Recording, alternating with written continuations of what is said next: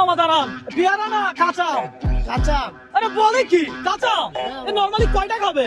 এই নরমাল আমি তিনটা। তিনটা। আর প্রত্যেকটা কাঁচা আম খাওয়ার জন্য আমি যদি আপনাকে 100 করে দেই তাহলে আপনি কয়শো আম খাবেন? মামা আপনি প্রত্যেক আমার জন্য যদি আমাকে 100 টাকা দেন আমি 100 আম খাইতে পারবো, কারণ আমার টাকা দরকার। আরে বলে কি? আনোয়ার ভাই আপনার কি মনে হয় এই রিকশাওয়ালা মামা কত আম খাবে? যা খাইতে পারে খেয়ে যত নিতে পারে। তাই নাকি? আপনাকে আজকে খালি করে দেব। কথা সোজা, আমি আপনার জন্য খালি হইতে রাজি আছি, আপনি আমার খালি করে।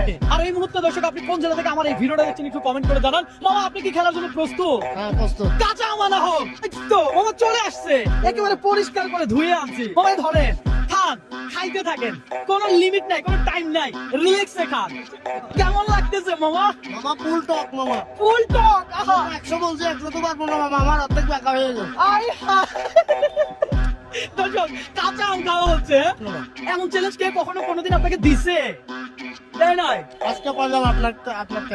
তাই নাকি? দর্শক আপনাকে যদি এই চ্যালেঞ্জ দিতাম, নরমালি আপনি কয়টা কাঁচা আম এভাবে মামার মতো খাইতে পারতেন একটু কমেন্ট করে জানান। মামা কিন্তু একটা অলরেডি শেষ করে ফেলছে। হ্যাঁ মামা এই একটা শেষ, আরেকটা দিব? আরেকটা নেই? নেন না, আপনার জন্য তো আছে। এই মামার জন্য একটা হাতে তালি দেয় সবাই।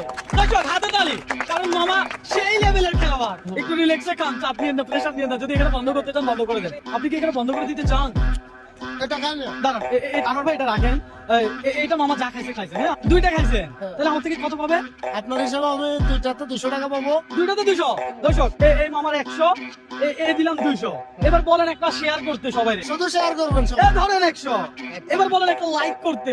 একটা লাইক করবেন সবাই। এ ধরেন আরো 100।